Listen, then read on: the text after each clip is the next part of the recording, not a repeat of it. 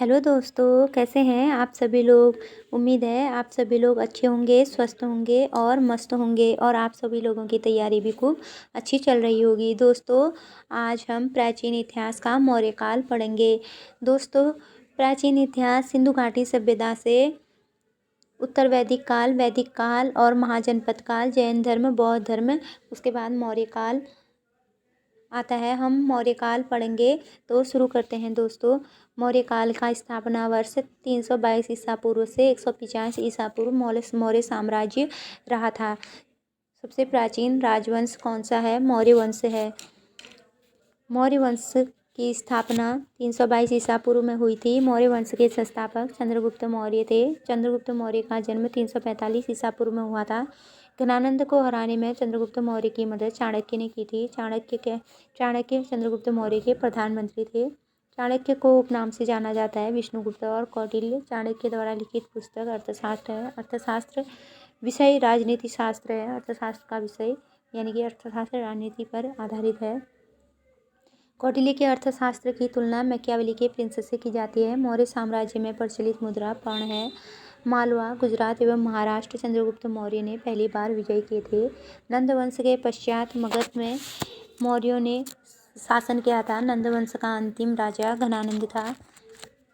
मौर्य काल में शिक्षा का सर्वाधिक प्रसिद्ध केंद्र तक्षशिला था। चंद्रगुप्त मौर्य जैन धर्म के अनुयायी थे। चंद्रगुप्त मौर्य ने अपना अंतिम समय कर्नाटक के श्रवणबेलगोला में बिताया था। चंद्रगुप्त ने सेल्यूकस निकेटर को 305 ईसा पूर्व में हराया था। सेल्यूकस निकेटर ने अपनी पुत्री कार्नेलिया की शादी चंद्रगुप्त मौर्य के साथ की थी। चंद्रगुप्त मौर्य के साथ सेल्यूकस निकेटर ने युद्ध की संधि की शर्तों के अनुसार 4 राज्य काबुल, कांधार, हेरात और मक्रान दिए थे। चंद्रगुप्त ने जैन धर्म की दीक्षा भद्रभाव से ग्रहण की थी। सेल्यूकस निकेटर का राजदूत जो चंद्रगुप्त के समय भारत आया था मेगास्थनीज था। मेगास्थनीज के द्वारा लिखी गई पुस्तक इंडिका थी। चंद्रगुप्त मौर्य ने सेल्यूकस निकेटर के बीच हुए युद्ध का वर्णन एम्पियानस में मिलता है। चंद्रगुप्त ने सेल्यूकस निकेटर को 500 हाथी उपहार में दिए थे। यह कथन प्लूटार्क का है। किसके ग्रंथ में चंद्रगुप्त का विशिष्ट रूप से वर्णन मिलता है? विशाखदत्त के ग्रंथ में। किस पुस्तक में पाटलिपुत्र के प्रशासन का वर्णन उपलब्ध है? इंडिका में। किस मौर्य राजा ने दक्कन पर विजय किया था? चंद्रगुप्त मौर्य ने। मेगास्थनीज ने भारतीय समाज को कितने भागों में या श्रेणियों में विभाजित किया था? 7 भागों में। पाटलिपुत्र में स्थित चंद्रगुप्त मौर्य का महल लकड़ी का बना हुआ है। पाटलिपुत्र किस शासक ने सर्वप्रथम अपनी राजधानी बनाई? चंद्रगुप्त मौर्य ने सर्वप्रथम पाटलिपुत्र को अपनी राजधानी बनाया। किस अभिलेख से यह साबित होता है कि चंद्रगुप्त का प्रभाव पश्चिम भारत तक फैला हुआ था? रुद्रदामन के जूनागढ़ अभिलेख से। चंद्रगुप्त के लिए वृक्षण या निम्न कुल शब्द का प्रयोग मुद्रा राक्षस ग्रंथ में मिला है। शूद्रों के लिए आर्य शब्द का प्रयोग अर्थशास्त्र में मिला है। पाटलिपुत्र को पॉलीब्रोता मेगास्थनीज ने कहा था। एग्रोनोमाई सड़क निर्माण अधिकारी को कहा जाता है। जैन ग्रंथ में चंद्रगुप्त ने जैन धर्म अपनाने का उल्लेख परिशिष्ट पर्वन में किया है। मौर्य काल में एग्रोनोमाई कहा जाता है सड़क निर्माण अधिकारी को। मौर्य का राजकोषीय वर्ष आरंभ होता है आषाढ़ या जुलाई में।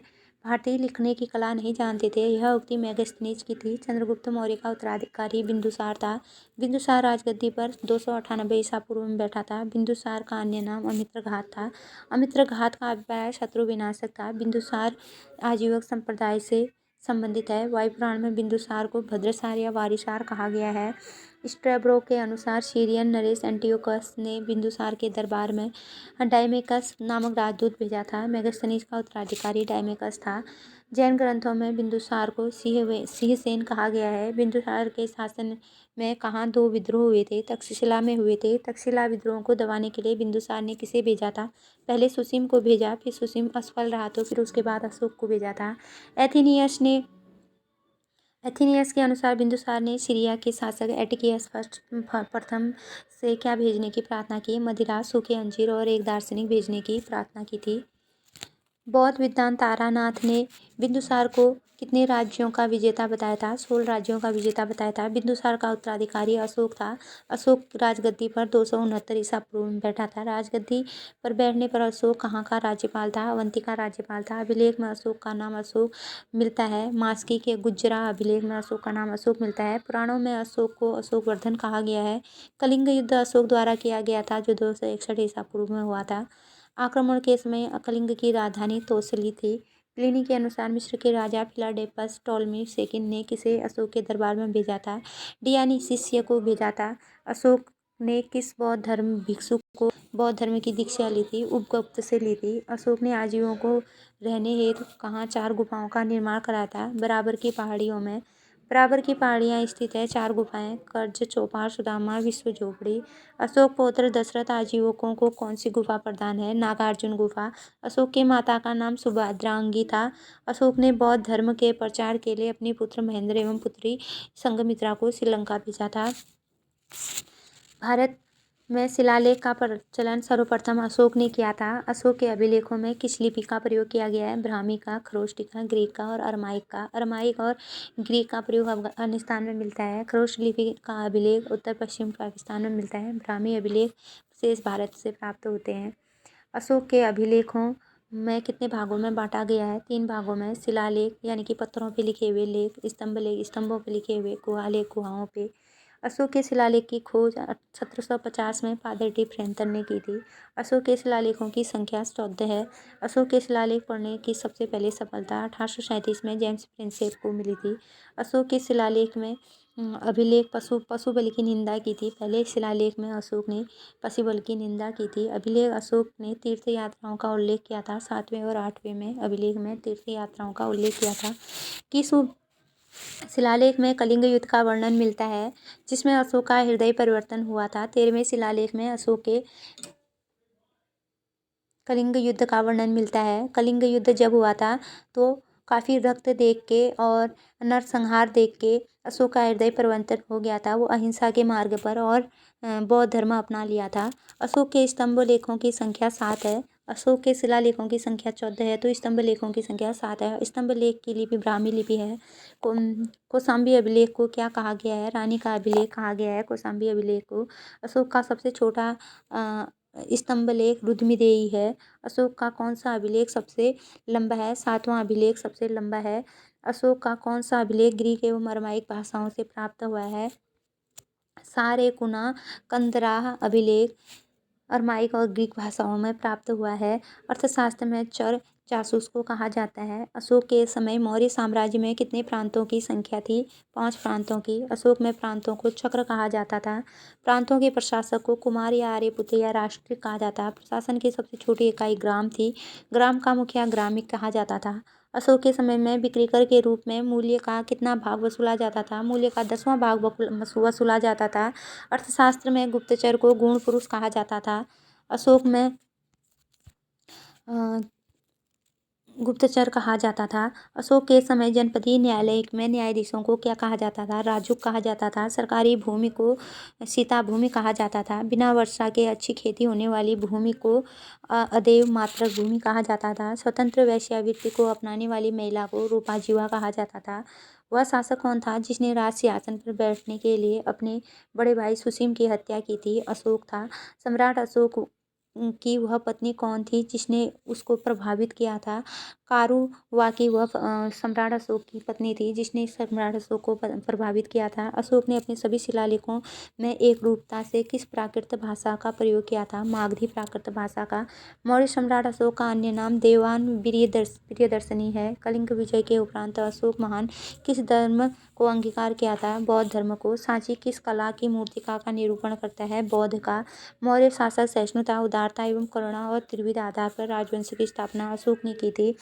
अशोक के शिलालेखों में प्रयुक्त भाषा कौन सी थी? प्राकृत थी। वह स्तंभ कौन सा था जिसमें अशोक ने स्वयं को मगध का सम्राट बताया था? भ्राभु स्तंभ था जिसमें अशोक ने स्वयं को मगध का सम्राट बताया था।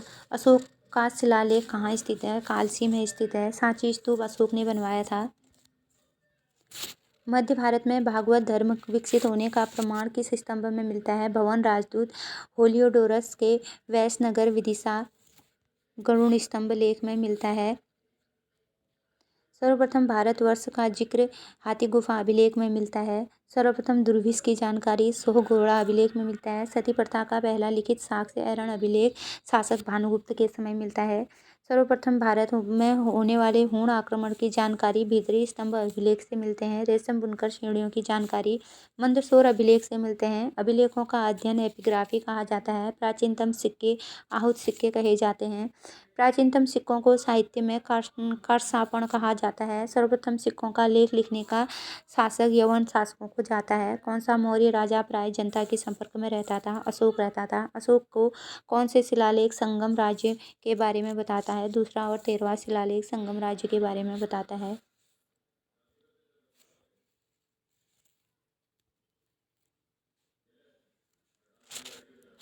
कि श्रीलंकाई शासक ने अपने आप को मौर्य सम्राट अशोक के आदर्शों के अनुरूप ढालने की कोशिश की। तिप्स ने श्रीनगर की स्थापना किस मौर्य शासक ने की थी? अशोक ने। किस स्थान पर अशोक के स्तंभ के लिए पत्थर लिया गया था? चुनार से। अशोक के काल में कौन सी लिपि दक्षिण भारत में परिवर्तित हुई? ब्राह्मी लिपि। विष्टि मौर्यकालीन बेगारी है। अशोक के समय मौर्य राजतंत्र में के बारे में पैतृक निरंकुशतावाद था। मौर्य साम्राज्य या मौर्य वंश का अंतिम शासक वीरदत्त था। किस अभिलेख में चंद्रगुप्त मौर्य ने अशोक का उल्लेख किया था? महाक्षत्रप रुद्रदमन जूनागढ़ अभिलेख में किया था। वीरदत्त की हत्या उसके सेनापति पुण्यशुंग मित्र ने 185 ईसा पूर्व की थी। फिर मौर्य साम्राज्य का अंत होके शुंग वंश से उत्तर मौर्योत्तर भारत का निर्माण किया जाता है। दोस्तों, आपको वीडियो कैसी लगी? अच्छी लगी तो लाइक, कमेंट, शेयर और सब्सक्राइब जरूर करें। तो दोस्तों,